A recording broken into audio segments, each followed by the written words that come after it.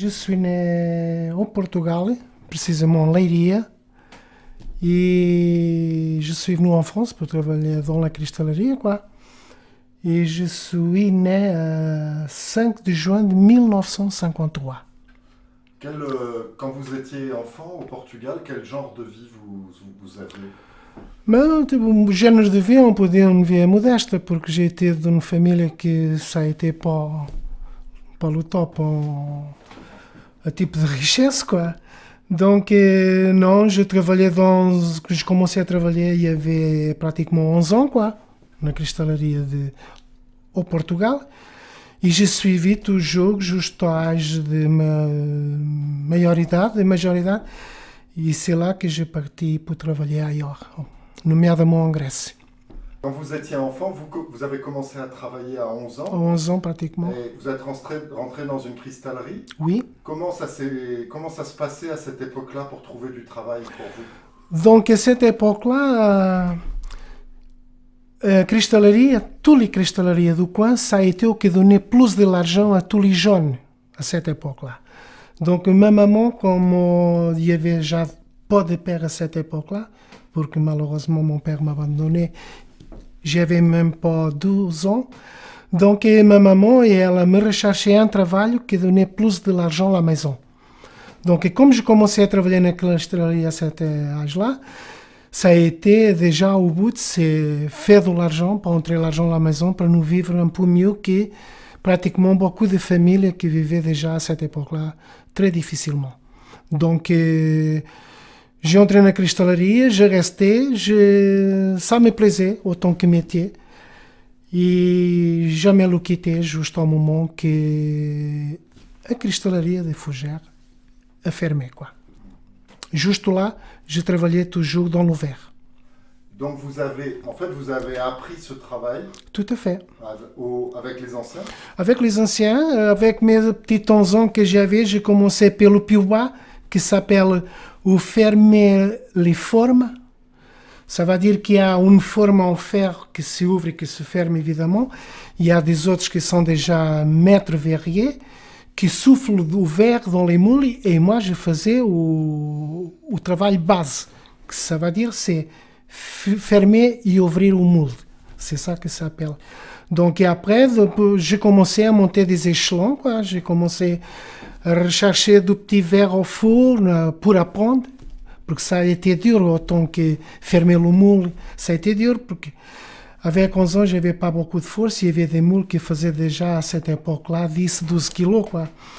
Et je voyais les autres qui faisaient déjà des petits travaux plus raffinés. Et c'est ça qui me levait avec a volonté de le faire, de faire mieux que ça. Rechercher des petits verres, faire des petits trucs que je voyais les autres faire. Et j'ai réussi juste au moment que j'ai été dedans complètement, quoi. Donc vous êtes resté au Portugal jusqu'à quel âge? Mas j'ai resté au Portugal jusqu'à mes... Ora, Fernando, j'avais 33 ans. Et c'est à 33 ans que j'ai parti pour travailler en Grèce. Alors c'était en quelle année ça? Ben, ça va dire, ça là, j'ai entre 60... 80, non, 60, non, 80, 87, 86. Et après, j'ai travaillé 7-8 ans en Grèce. Et en 1993, j'ai entré en France pour travailler dans la cristallerie de Fougères. Alors, on va revenir un peu en arrière. D'accord? Comment, pour le jeune Portugais que vous étiez, à cette époque, comment on faisait pour trouver du travail en Grèce? Mais ça veut dire que ça a été une entreprise grecque qui contactait une entreprise en Portugal, parce que Portugal, ça a été a capitale do vidro, on peut le dire, parce qu'il y avait beaucoup de cristallerie en Portugal. Au milieu, là, côté centre de Leiria, il y avait Leiria Marinha Grande, il y avait beaucoup de verreries, quoi. Et então, il y avait beaucoup d'ouvriers qui travaillaient dans le verre. E cette empresa-là grega é venue un jour, o patrão é venu à Marinha Grande, précisément, pour chercher des ouvriers pour mettre dans sa entreprise. Donc ça a été une transférence entre entreprise. Ça veut dire entreprise portugaise et entreprise grecque. Et après, bon, évidemment, tout ce qui était na disponibilité de partir, porque vous savez, nous, quand sommes jeunes, on a envie de faire une petite maison, acheter des trucs, et nous avons notre ambitions. Ma ambition, ça a été faire une maison au Portugal, comme je l'ai fait. Donc, j'ai parti pour faire une maison. J'ai réussi. Et après, moi, personnellement, quand j'ai arrivé à un moment que j'ai vu que j'étais à perdre de l'argent en Grèce, je suis venu en France. Vous travaillez à Marinha Grande ou Tout à fait, Marinha Grande. Bon, qui est très connue en fait. Oui, ça a été une des plus réputées du Portugal, qui s'appelait Escola Irmãos Stephen, que s'appelait Fábrica Velha, que restait même à côté da Câmara Municipal de Marinha Grande e o busto de Guilherme Stephens. Donc, a empresa s'appelait même Guilherme Stephens, que ça a été a fundação de cet monsieur-là, de Guilherme Stephens. Donc, vous êtes porté volontaire. Il y en avait d'autres comme vous pour partir en Grèce? Oui, nous sommes partis en premier 2-3 collègues et après sont partis 2 ou 3 de plus. Et ça restait là, entre 5-6. Et je pense que ça a été moi le dernier à partir. Bon, il y a un copain, oui, j'ai en train de me rappeler, il y a un copain qui se mariait avec une grecque et je pense qu'il est encore là-bas parce que moi, comme je partais du Portugal, je l'essayais un peu d'avoir des contacts avec des gens, mais je pense que cet monsieur-là, cet copain-là, il est resté en Grèce.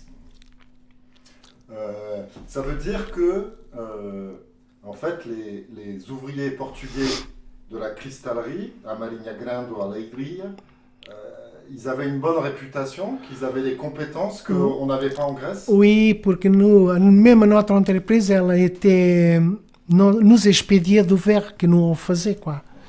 Donc, certaines entreprises, pour avoir la possibilité d'avoir sur place o qu'ils avaient expédié, et pensaient que ça a été plus facile d'avoir des verriers sur place do que faire expédier des articles qu'ils faisaient, por exemple, à Marinha Grande, pour expédier en Grèce, quoi. Donc, ils amenaient là les ouvriers, et comme ça, nous étions là pas mal de temps, quoi. Pour moi, ça a été une vie, ça a été 8 ans, ça a été pas mal de temps, mais ça me permettait de faire ce que j'ai envie de faire. Parce que ça veut dire que vous étiez mieux payé en Grèce? En Grèce qu'au Portugal, de loin. Si éventuellement je restais au Portugal juste à cet âge-là que j'y avais partir, jamais réussi à faire la maison que je fais là-bas, quoi. Jamais. Parce que nous avions un salaire trop bas et ça a été un peu difficile. Donc nous partions en Grèce, autant qu'émigrés portugais, nous avions la possibilité, nous avions tout payé, nous avions maison, nous avions nourriture, nous avions tout payé, même mes voyages, 2 fois par an. Donc moi j'ai parti de Grèce au Portugal avec mes billets d'aller et retour.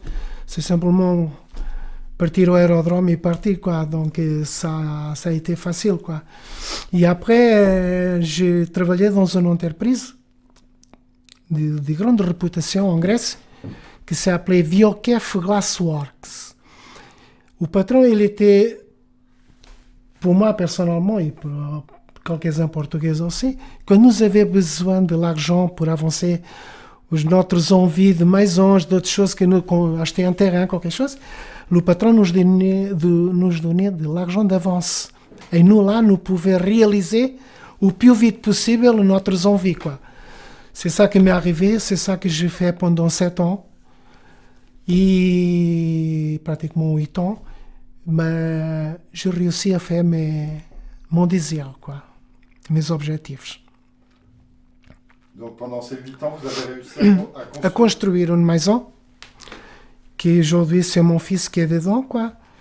Et donc, non, ça va. Je pense que je fais, autant que cidadão et autant que père, je fais au moins possible. Le travail et les conditions de travail en Grèce, c'était oui, différent? Un peu différent. Même si vous savez, même si nous sommes tous sur les mains, mais comme nous sommes loin de la famille, ça manque toujours quelque chose. Ça nous manque au confort. C'est ça qui nous lève à que tu, par exemple, tu demain, quand tu es près de ta famille, tu demain, tu pars au travail bien à l'aise, bien content, bien... Quand tu es tout seul, c'est pas pareil. Même si y a toujours, comme je disais tout à l'heure, j'ai travaillé dans une bonne entreprise, le patron était super, super. Nous travaillions même samedi, dimanche, et lui mangeait avec nous et tout ça. Non, ça a été une bonne entreprise, oui, une bonne entreprise. Il y a eu un manque de famille, que ça, des fois, ça nous coupe un peu. Ça, moi, je pensais des fois, je pars, je vais finir ça là-bas, machin.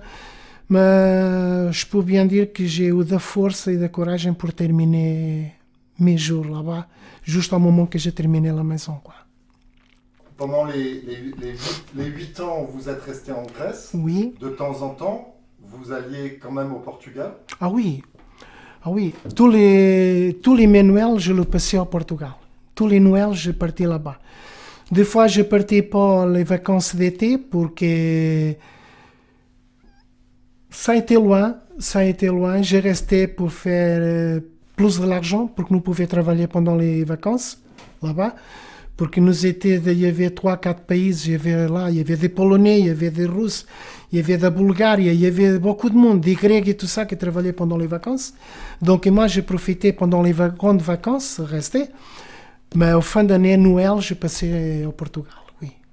Et vous avez beaucoup travaillé? Beaucoup travaillé. Beaucoup travaillé.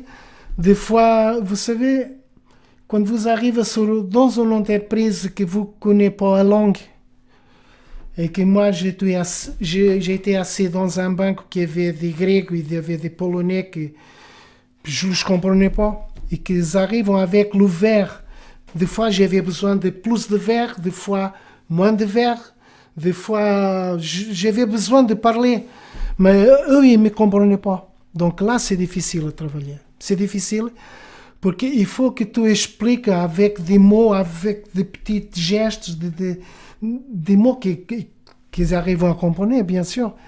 Mais quand se travaille avec des gestes, moins de verre, plus de verre, c'est difficile, mais après, tout doucement, ça se met tout en place. Au point de... Quand je suis parti, le patron me donnait un billet d'aller et retour, mais moi, je ne peux pas retourner. Le retour restait avec moi pour que je peux retourner en Grèce. C'est là-bas que vous avez rencontré votre femme? Oui. Comment ça s'est passé? Mais ça s'est passé que quand elle est arrivée en Grèce avec une copine, ça a été une entreprise du coin qui s'appelait Koropi, un petit village. Koropi, et elle allait travailler dans la même entreprise que moi. Donc nous, on travaillait ensemble, et là, ça a été un peu coup de foudre, quoi. Donc vous savez, comme beaucoup de jeunes, et beaucoup de vieux, et beaucoup de moins vieux, plus jeunes que... Et là, nous sommes ensemble depuis 30-15 ans. Quand je suis venu en France, je suis venu en premier pour savoir comment ça se passait, si me acclimatiser bien ou pas. Et après, elle est revenue derrière. Alors comment est-ce que, vous pouvez nous raconter comment est-ce que vous êtes venu à Fougères? Mais je suis venu à Fougères parce que quand j'ai travaillé encore en Grèce, quand il y avait déjà des collègues portugais ici na cristalaria de Fougères. Donc, et après, o Monsieur Bridel, o ancien patron da cristalaria, et parlait avec des Portugais qui dit: est-ce que tu connais quelqu'un qui fait des pièces à main et des choses comme ça, qui travaille à peu près bien ou qui a envie de venir chez nous? Et lui, il lui a donné mon nom et prénom. Donc, j'ai été contacté. Et ils me sont demandé si j'étais envie de venir travailler en France. Donc, quand ils me sont posé cette question-là, qui avait déjà envie de partir parce que je perdais l'argent par rapport au drachme, l'argent grec, au portugais, j'ai perdu l'argent. Donc, moi, j'étais pour gagner l'argent et non pour perdre. Donc, quand j'ai cette proposition-là de venir travailler en Bretagne, je n'ai pas hésité. J'ai dit à mon collègue: oui, tu peux dire au patron que je suis en disponibilité. Et c'est avec plaisir que je vais travailler chez lui. Donc, je suis arrivé, par exemple, aujourd'hui, Et au lendemain, je commençais à travailler. Ça a été aussi simple. Et j'ai travaillé pendant 13 ans et quelque chose, juste au moment qu'enfin, vous savez, la concurrence, après, ça commence à venir sur beaucoup d'entreprises à Fougères. Donc, la cristallerie, elle n'a été pas épargnée, quoi. Donc, nous commençons à travailler pour le stock. Les grands clients que nous avions en Italie et tout ça, ils commençaient à acheter du verre qui venait da Polónia, da Bulgarie et d'autres pays qui faisaient moins cher. Nous, par exemple, nous vendions le cristal, par exemple, 1,50 € ou 1,50 € à cette époque-là. O verre, il venait à 20 centimes da Bulgarie, da Polónia et tout ça. Donc, nous, on travaillait pelo stock, juste au moment que l'entreprise, il n'y avait pas de subsistance, quoi. Et après, bon, ils sont fermés à cristallerie. Et ça a été bien dur pour tous les ouvriers de cette entreprise-là. Bien dur. Je reviens un peu avant. Quand vous êtes venu à Fougères, vous connaissiez déjà la France? Non. Quand je suis venu en France, j'ai été tellement... J'ai vu, quand je suis arrivé, que me dit mon collègue, porque j'ai parti do Portugal avec 7 collègues là, qui me dit, tu vois la Bretagne comme est belle, tout vert, tout... C'est vrai, regarde, tout est vert, tout est bon, tout est... Ben, il m'a dit, ben, le problème est que dans l'inverno, c'est plus froid qu'à Marseille ou comme au Portugal. Au Portugal, c'est plus chaud au centre qu'au nord. Et au sud, c'est comme Marseille en France, quoi. Non, je commençais à zéro en France quand je suis venu. Je commençais, comme je vous dis, je savais simplement que mes sont appris. Il y avait 3 mots que je parlais à peu près. Merci et d'autres petits trucs que je ne me rappelle même pas. Mais c'est pour dire que je commençais à apprendre petit à petit, à travailler avec les gens, des amis, et j'ai appris sur le tas, quoi. En travaillant, j'ai appris un peu ce que je sais aujourd'hui, quoi. C'est pas encore au français, mais je pense et je fais mes efforts pour que le français me comprenne, quoi. Comment est-ce que vous avez été accueilli par les autres ouvriers? Bien. Bien, parce que mes collègues qui étaient là, ils étaient déjà bien vus, si vous voulez. Quand nous arrivons sur une place qui a une mauvaise réputation sur quelqu'un, même si tu es un bon gars, quand tu arrives, tu es vu de la même façon. Mais quand tu arrives sur un tas qui a de bons gens, qui sont gentils et qui, enfin, tu es accueilli de la même façon, de la même forme. Et moi, comme j'étais pas... donc, je m'assimilais bien à tout le monde et à ma façon de vivre en France. Et c'est pour ça que je suis là encore, d'ailleurs. La façon de travailler à la cristallerie de Fougères, c'était différent de ce que vous aviez vu en Grèce ou au Portugal? Au Portugal. Oui, parce que quand je suis arrivé là, quand je suis arrivé en France, j'ai commencé à faire des trucs plus de forme. Il y avait des formes. Et moi, en Grèce, pratiquement, je travaillais tout en fait des pièces à main, des fleurs que s'appelaient des crimes, des margaritas, des trucs comme ça. Je travaillais beaucoup à main. Donc, je recherchais au verre, et après, avec mes mains et avec ma capacité de le faire, je faisais beaucoup de choses à main. Ici, pas toujours, je faisais des choses en main aussi, mais la plupart des choses que je faisais, ça a été dans les formes. Tu prends du verre, tu façonnes ta façon du verre, et après tu mets en forme, et enfin, à pièce après, comme des petits brocs, des garrafes de comté, des trucs comme ça, quoi. C'est pas la même façon de travailler. Au Portugal, c'est pas non plus la même façon de travailler qu'en Grèce ou ici. Chaque pays a sa façon de travailler. Il y a la température du verre que des fois, c'est pas la même. C'est pas... Des fois, nous, on travaille même sur le tas. Des fois, on travaille avec des verres que c'est trop chaud. Des fois, c'est plus dur. Des fois, c'est... Même si la composition, c'est la même. Mais des fois, il y a une variation de température du verre au moment que se travaille, quoi. Vous êtes aussi venu travailler en France parce l'entreprise avait besoin de vos compétences. Oui, oui, oui, porque senão il me faisait pas venir. Si éventuellement il avait pas besoin de moi, il prenait un manœuvre. Mais moi, comme j'ai été un peu déjà avec une certaine connaissance, si que mes collègues je les sont donnés de ma capacité en tant qu'ouvrier ou patron, il dit, bah oui, pourquoi pas, il peut venir. Donc, je suis venu et bien, pour que j'aimais bien être venu à cette entreprise-là. Déjà, il y avait des copains qui parlaient déjà ma langue, ça a été un peu plus facile pour moi. Et après, ça me permettait pour que nous, quand on travaille, quand nous voit que notre salaire, nous tous, on travaille pelo salaire, quoi. Quand nous, on voit que notre salaire, ça nous permet d'avancer un peu à gauche ou à droite, ça nous donne envie d'aller plus loin, de travailler, de s'accrocher, porque des fois, je pensais bien que ce que je fais là, mon Portugal, mes amis, beaucoup de choses que des fois nous tombent sur la tête, quoi. Quando nous avons as intenções de faire quelque chose dans la vie que c'est bien positif d'ailleurs, on dit en français, quand tu veux, tu peux. Et c'est ça qui m'est arrivé d'ailleurs. Vous étiez combien de Portugais à travailler dans... Ici, na Cristalaria da Bretanha, moi j'ai connu à peu près 5, 6. Il y a uns qui sont partis déjà, même quand l'entreprise était encore à travailler. Il y a uns qui sont partis dans notre métier, parce que ce n'est pas tout le monde qui lui convient. Les plus âgés, ils sont restés juste au moment de fermeture, quoi.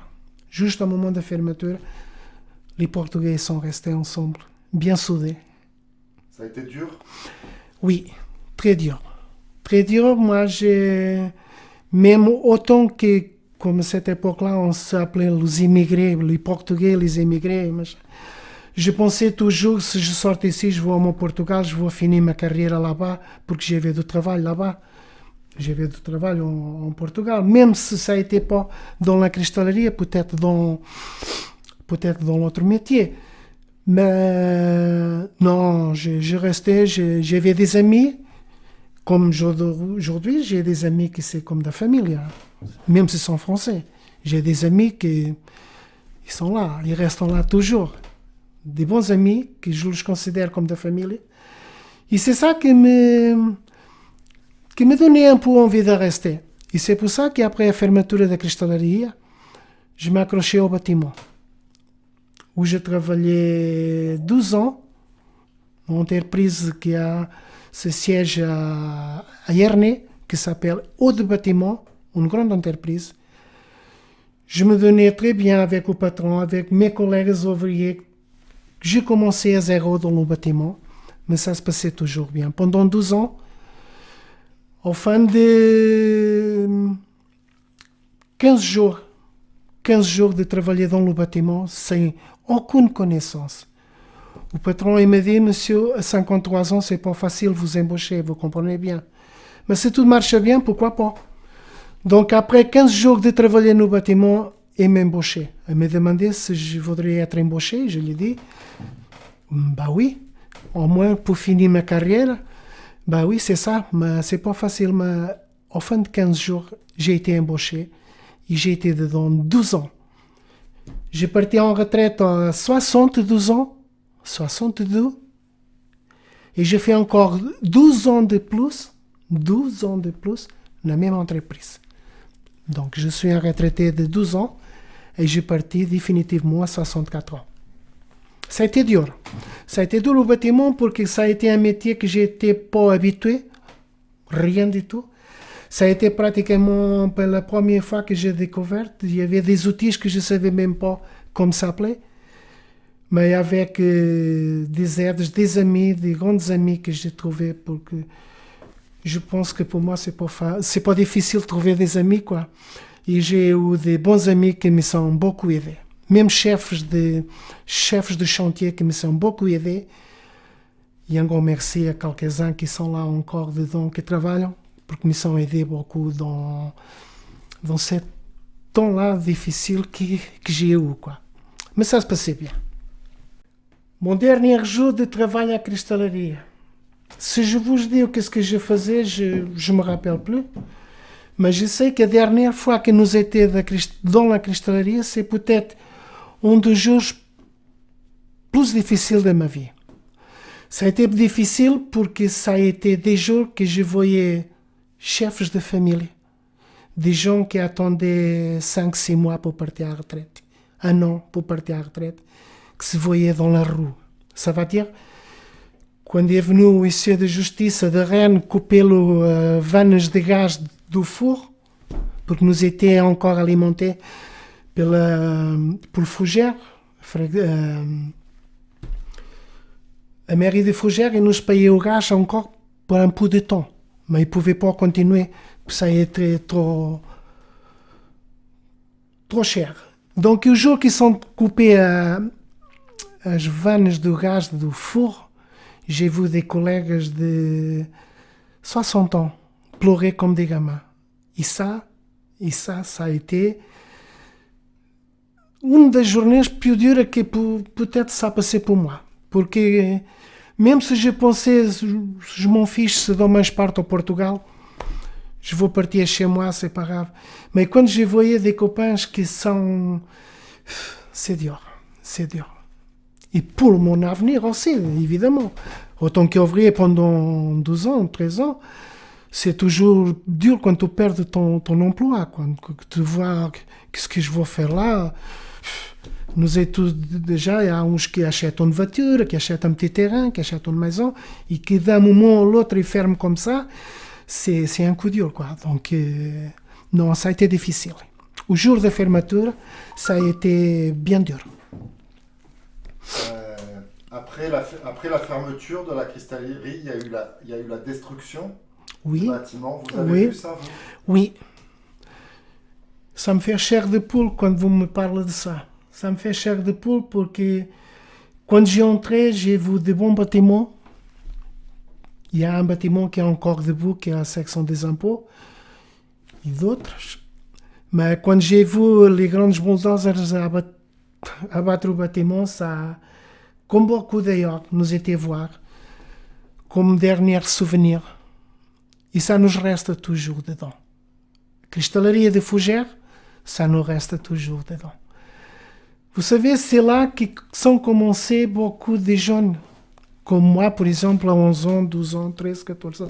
C'est là que commencent beaucoup de maîtres verriers. Et quand tu vois que tu travailles dans une entreprise toute une vie, tu as tout vécu, autant que gamin, autant qu'adolescent, autant qu'après tu attends ta retraite. Tu as tout vécu là-dedans.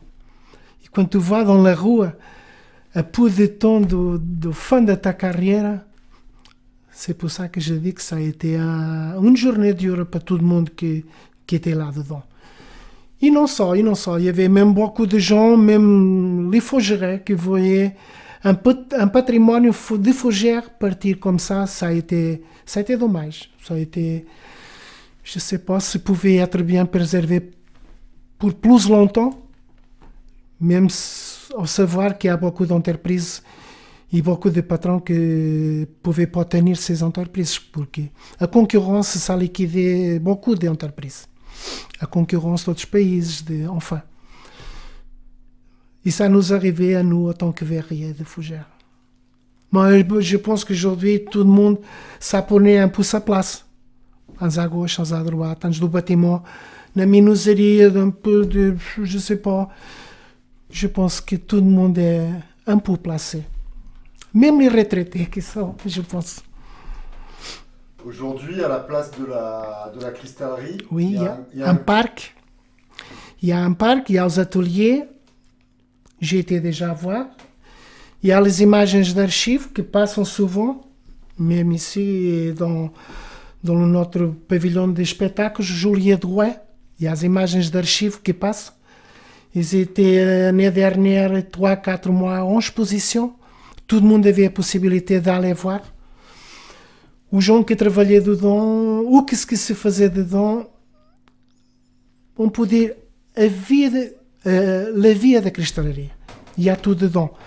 Donc, l'année dernière, il était une exposition. Il y a beaucoup de monde qui venait de fois voir, machin. Et je pense que, non, c'est un plaisir toujours voir des images d'archives, même d'aujourd'hui à 50 ans, tu vois o vieux fougère, a vieille cristallerie, c'est un plaisir. Ça vous arrive de traverser le parking à pied? Ça m'arrive stationner dans le parking. Ça m'arrive stationner dans le parking.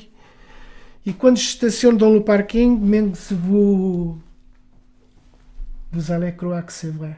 Quand je pose ma voiture dans le parking, quand je m'arrête, il y a toujours un tour de regard que ça me vient dedans tout o bâtiment da cristallerie. A grande cheminée.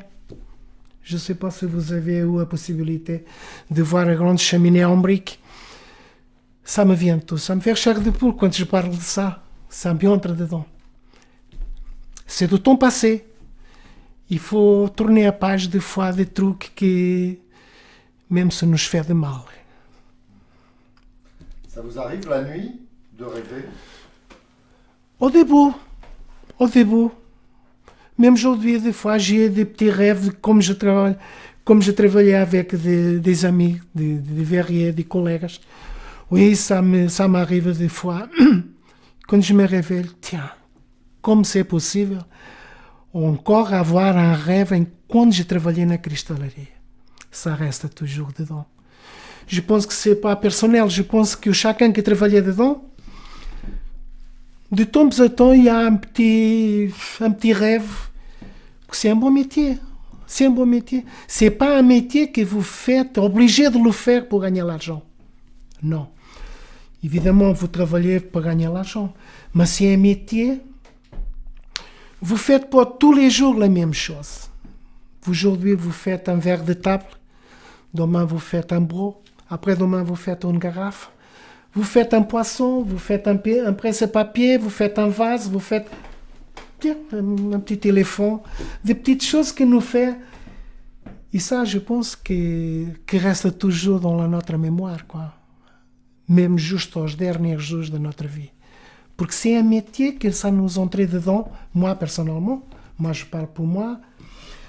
Je commençais à 11 ans. Imaginez-vous, je m'arrêtais à 53 ans. C'est quelque chose, c'est une vie dans le verre. Combien de fois je me bourlais, combien de fois... Le verre, c'est un métier, c'est un peu spécifique. Vous avez un temps de temps pour travailler son verre. Il faut que vous ayez en tête ce que vous va faire. Parce que si vous traînez longtemps, le verre il va refroidir dans votre main. Et vous n'arrivez pas à rien faire. Il faut que vous jetez. Il faut chercher de nouvelle matière et commencer à faire. À partir du moment que vous sortez du four avec une matière malléable, il faut que vous pensez déjà ce que vous allez faire. Ou même avant de chercher au verre, je vous fais ça. J'ai besoin de cette quantité de verre. Il faut que je commence par là, je fais ça, je suis. Il faut, dans votre tête, il faut chronométrer le temps. Il faut que dans 3-4 minutes, vous faites ce que vous avez envie de faire. Dans 4-5 minutes, moi j'ai des pièces de verre que je lève bien 5 minutes, 10 minutes à faire. Mais il faut qu'à chaque étape, quand le verre me commence à refroidir dans les mains, il faut que je le vois chauffer au four pour revenir un peu malléable, pour continuer à faire. Et c'est là que... Non, c'est un métier que je pense qu'il n'y a pas d'autre comme cela. C'est un métier, comme je disais tout à l'heure, vous ne faites pas tous les jours la même chose et ça vous donne envie de faire. Moi, combien de fois je passais devant des vitrines qui vendaient des verres et je me disais, tiens, peut-être je le vais faire.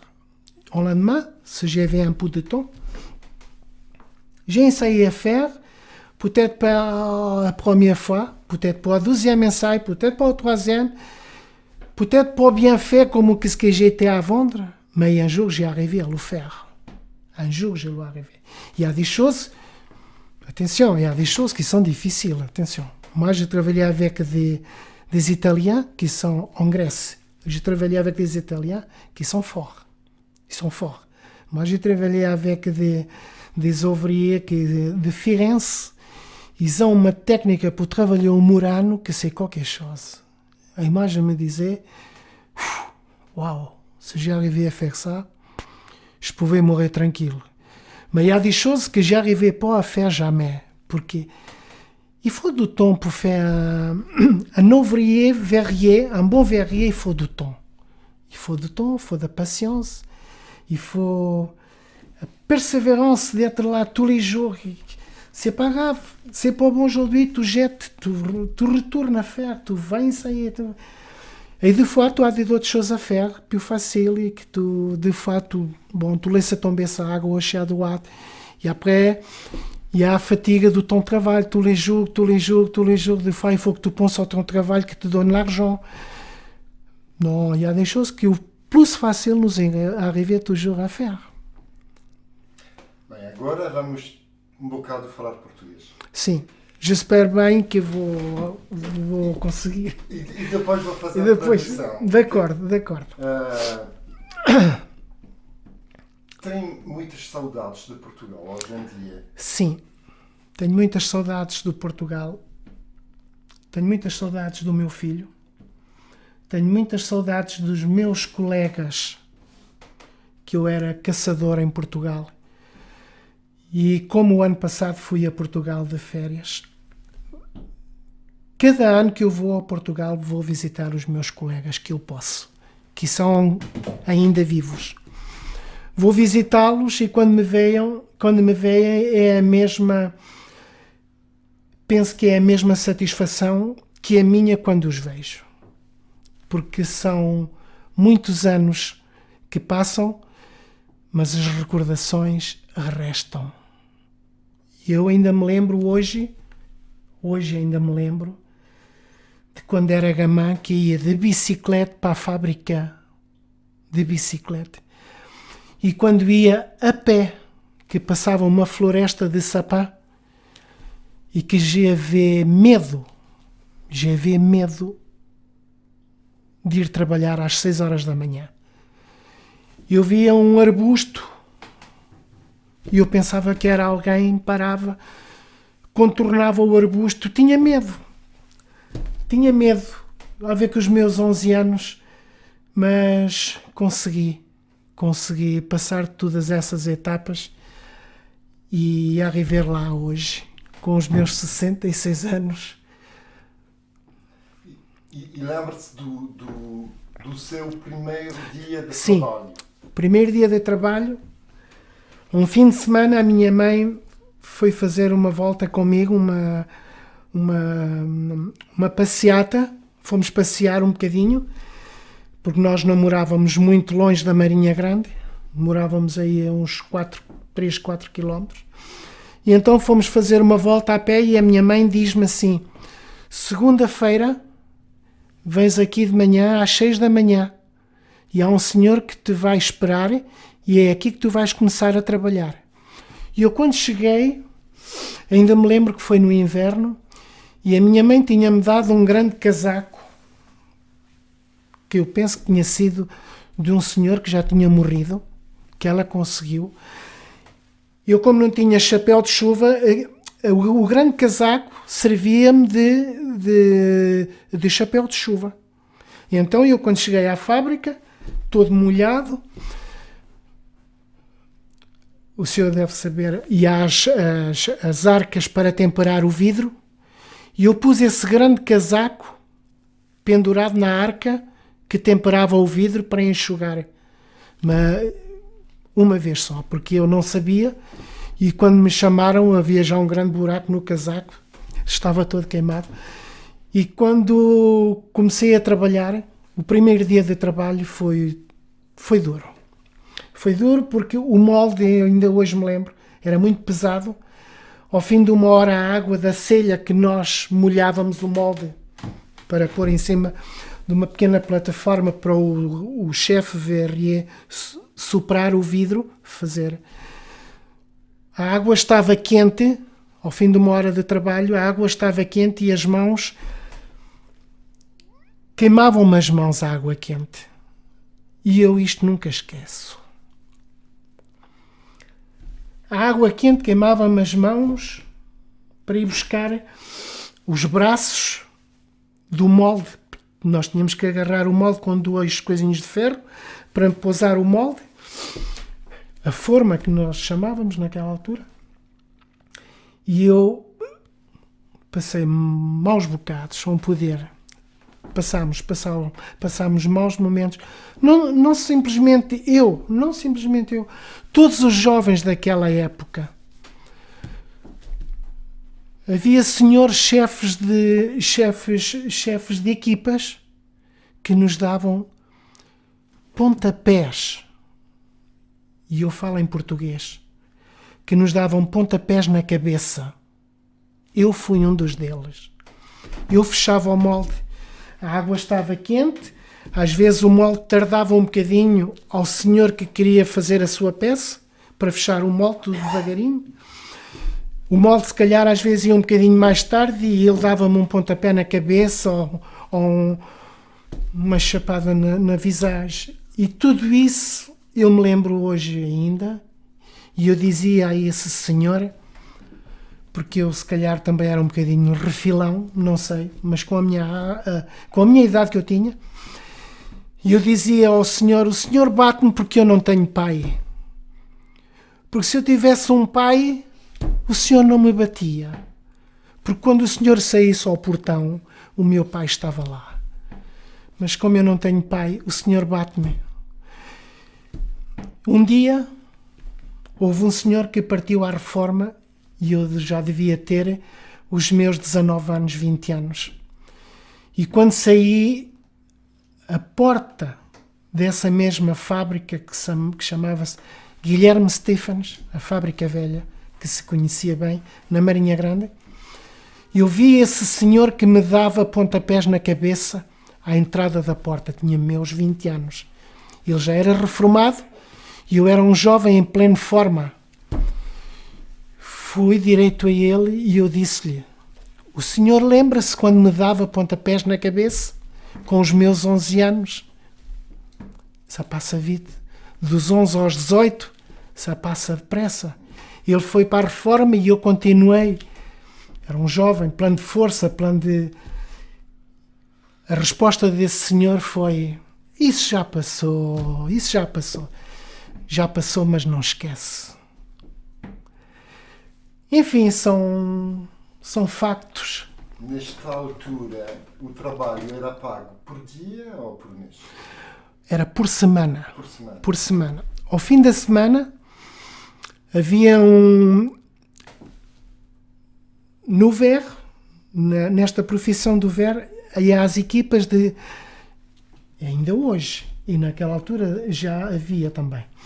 Então havia equipas de 5, 6 ou 7. E havia um rapaz que ia buscar os nossos envelopes do nosso salário semanal ao escritório. Então, quando ele chegava, dava Fernando Pereira, o meu saquinho de plástico, com as minhas notinhas lá dentro, os meus miúdos, e fazia isso a todo o pessoal da equipa. Então, nós éramos pagos por semana. Se o senhor me perguntar nessa altura, não sei quanto é que eu ganhava, mas era... Havia umas notazinhas lá dentro. Eu, quando chegava a casa, lembro-me que a minha mãe me dava 25 tostões por semana. Ora, 25 tostões naquela altura, hoje é o euro, naquela altura era o escudo, e nós não dizíamos 25 euros, dizíamos 25 tostões.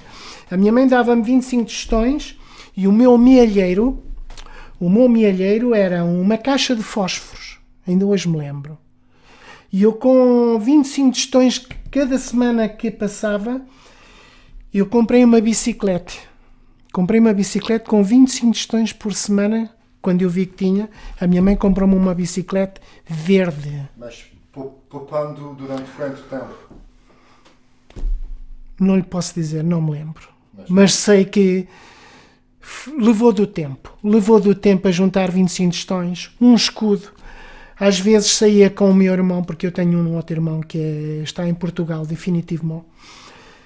Dava-me um escudo, a minha mãe, hoje não te dou 25 tostões, dou-te um escudo. E eu ia com o meu irmão jogar o baby foot. Donc, o escudo partia naquele bocadinho de tempo, 10 minutos a jogar o baby-foot, o escudo partia. Só fazia parte da nossa vida. E éramos horrorosos, vivíamos um bocadinho na pobreza, mas éramos horrorosos. A minha mãe tinha sempre animais que matava para termos um bocadinho de carne em casa. Não, a minha mãe sacrificou-se bastante para nos criar, sem nunca me dar um deuxième pai, um segundo pai, como dizem em Portugal. Não. A minha mãe hoje ela tem 88 anos e eu nunca conheci um outro homem na sua vida. Passou muito para nos criar. Mas ainda é viva. Ela ainda é viva. No dia 4 de março passado fez 88 anos. Tenho aí a fotografia dela. E é um prazer tê-la viva um corre. E saber que ela passou muitos sacrifícios para nos criar. Muitos sacrifícios, mas também que nunca teve 2 filhos que alguém pudesse dizer: a senhora tem 2 filhos que são isto ou aquilo. Não, nós não tínhamos pai, mas tínhamos uma mãe que fazia de mãe e pai. A minha mãe era... Não lhe quero mal por isso. Pelo contrário. Foi uma mãe às vezes um bocado rígida, às vezes um bocado dura, mas foi uma mãe e hoje nós somos horrorosos dela, é viva, um corre. E ela tem orgulho de... Sim, achar que foi. Cada vez que nós falamos ao telefone, todas as semanas lhe ligo. Tenho fotografias dela, porque o meu irmão manda-me fotografias no seu telemóvel. E como nós hoje temos essas possibilidades de se falarmos pelo Skype, o meu irmão diz-me: a nossa mãe está lá ainda. E a minha mãe, com os seus 88 anos, às vezes ainda me diz de coisinhas e fala-nos de coisas que nós passávamos entre a família quando nós tínhamos 12, 13, 15, 16, 17 anos. Depois começámos a fugir um bocadinho. Começámos a fugir, como já éramos adolescentes, começámos a ir cada um para o seu chemin. Mas sempre posso dizer, bem vistos. A nível da sociedade, não temos qualquer... Não. Nunca conhecemos a polícia a nível de prisões de nada. Nunca. A minha mãe chama-se Maria Luísa. Nunca lhe disseram: olha, o seu filho fez isto, o seu filho fez aquilo, o seu filho assim, o seu filho assim. Não. Trabalhávamos, tínhamos jardins, íamos com a minha mãe para o jardim. Vinhamos à tarde, vinhamos para casa, trabalhávamos no quintal, trabalhávamos na Enterprise, que o quintal era dentro da Enterprise. Imagino, não tínhamos grande espaço para... Mas depois, quando chegámos aí a 18, 19 anos, 20 anos, era outra vida. Nós começámos a pensar em se organizarmos e formar família.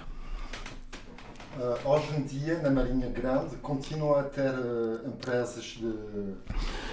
Nomeadamente, a Enterprise que eu trabalhei, a Guilherme Stephens, que se apela Fábrica Velha, Escola Irmãos Stephens, porque também tem esse nome, a Fábrica Velha. A Escola Guilherme Stephens tem a Fábrica Escola, porque era lá que muitos jovens aprendiam o métier do verre, a serem verriers, depois vidreiros. E então, sim, hoje não se trabalha o vidro, porque também fechou a nível de fabricação, mas hoje foi feito um museu do vidro. Donc, nós hoje, quando entramos lá dentro, há beaucoup de turistas e vive do turismo. Na Marinha Grande, a fábrica de vidros foi feita num museu de vidro, em que há uma exposição da pior parte de todas as obras que se faziam lá dentro, de toda a fabricação de verre que havia, e há tudo uma pequena parte de... Mas há sempre, eu conheço, não muito longe da Marinha Grande, um pequeno ateliê, uma pequena fábrica de vidros, que dei um dia, quando fui com um colega francês, fiz lá uma coisinha simplesmente para decoração, por prazer e por enfim, por recordar.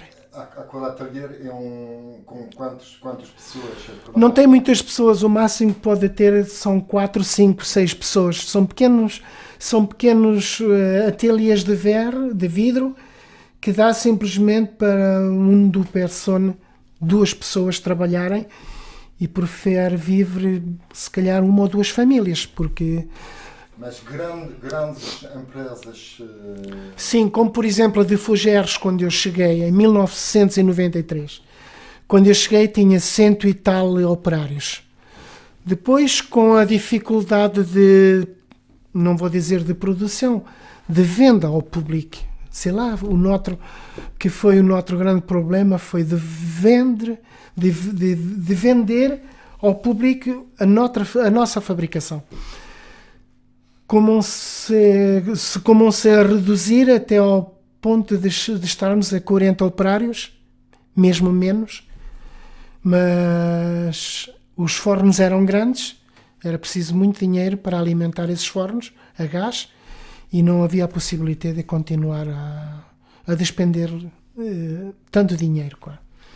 Então depois decidiram fechar a cristalaria.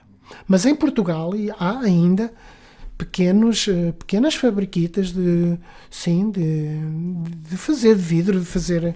Mas onde? Na zona da Marinha Grande? Ou... Não muito longe da Marinha Grande. Não muito longe, porque a Marinha Grande, ela passeia a cidade. Donc, se tem uma vila da Marinha Grande, hoje é como Leiria, a cidade, é como uma grande vila. Donc, mesmo até o mercado foi tirado do centro-vila.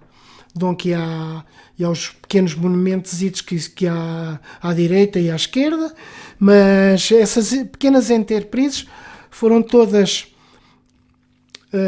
puseram-nas em zonas industriais, aí a 5, 6 quilómetros.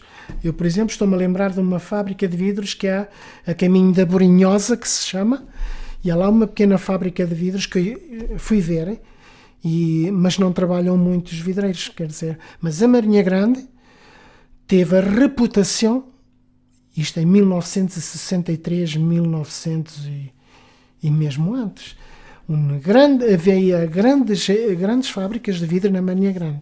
A Vicris, a Ivima, a Guilherme Stephens, o Carlos Galo, Santos Barosa, grandes enterprises de vidro. Fecharam todas? Não fecharam todas. Nós temos uma Santos Barosa, que é uma enterprise que fez simplesmente garrafas por,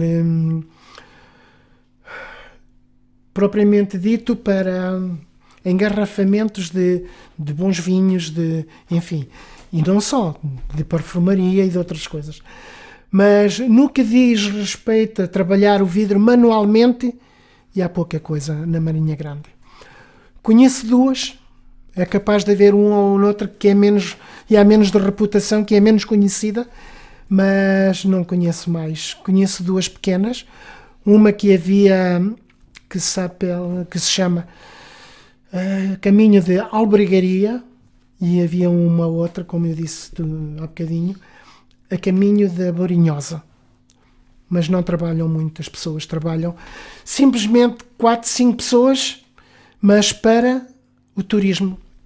E vive do turismo, essas pequenas fábricas que trabalham no vidro, porque há sempre, o senhor sabe bem, quando vêm os grandes turistas de todo o país, que vêm a Portugal, mesmo les Français, há muitos franceses que vão passar férias a Portugal, e então vão ver as fábricas de vidro em Portugal, e há o turismo que paia muitas visitas deste género, como grandes monumentos, a Batalha, a Porto Mós e de outros sítios de grande reputação.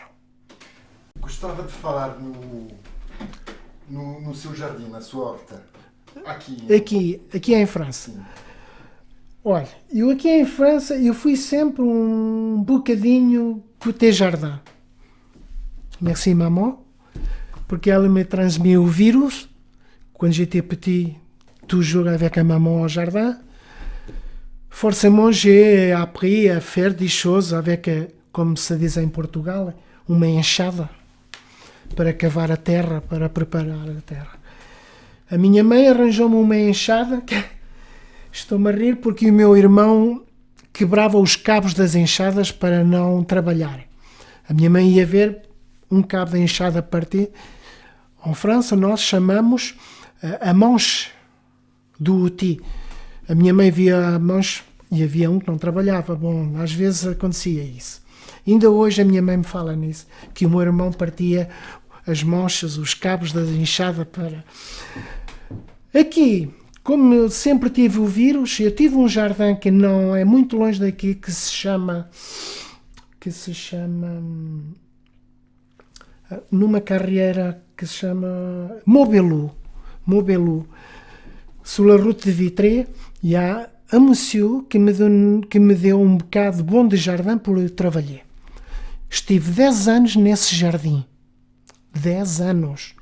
Depois, como vim para Fougères, lá consegui descobrir um bocadinho de terreno de 170 metros quadrados, que não teve muito tempo sem avoar um dosiano.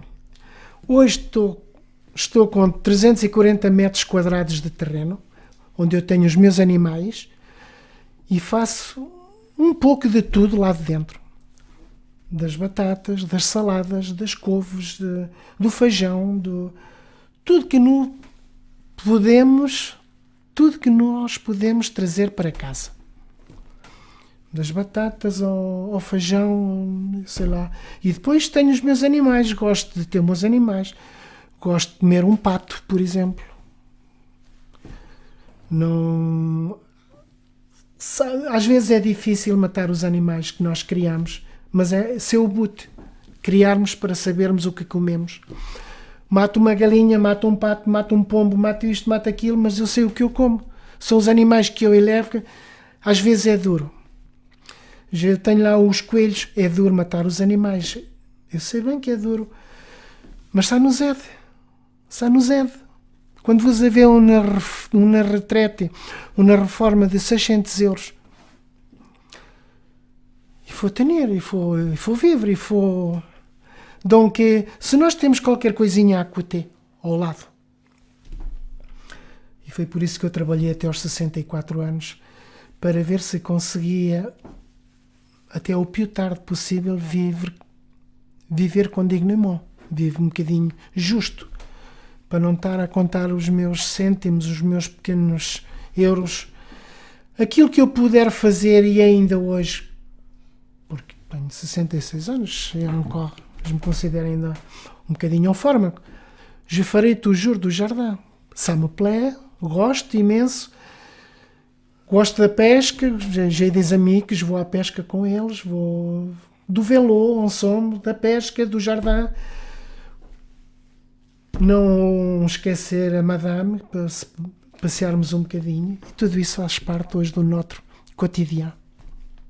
Costuma de se reencontrar com os outros operários da cristalaria? De Fougères. Sim. Daí tenho pessoas que não habitam muito longe do jardim, que vemos-se todos os dias. E eu tenho um colega que não mora muito longe daqui, comprou aqui uma casinha não muito longe, e então quando eu estou no jardim ele passa a pé, sabe que eu estou no jardim, passa a pé, e cada vez que ele passa, porque a casa dele é muito perto do Portugal, donc ici, ele passa pelo jardim, e cada vez que passa, on se serra a mão, on diz bom dia, on se discute uma meia hora, não importa, mas somos portugueses e como tal, estamos lá para tudo, pelo bom, pelo melhor e pelo pior. E com os franceses? Franceses, aussi, como eu disse há bocado, faço parte de uma associação ici da Chatière. Je suis un guide compostor, porque como o senhor pode guardar aí à esquerda, e há des endroits onde nós pomos a composta, o chaque locataire vai mettre-se matières orgânicas dedans des épichuras de pommes de terre, des trucs comme ça. Donc, moi, autant que guide composteur, je les aide un peu à entrer dans le système. Je lève a composta para o meu jardim, on s'amène des copains. Nous sommes actifs. Toujours.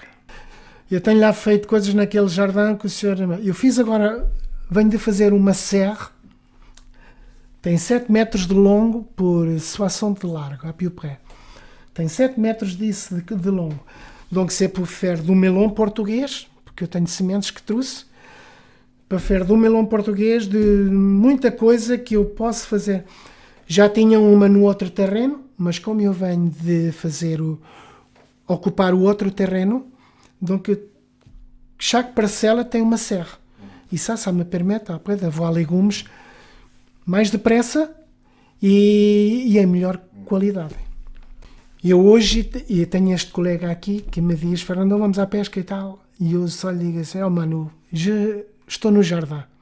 Mas é a pontos de dizer, eu gosto da pesca, j'adore, je suis un fanatique. Se o senhor não lhe passa pela cabeça o que eu tenho dentro da minha cave.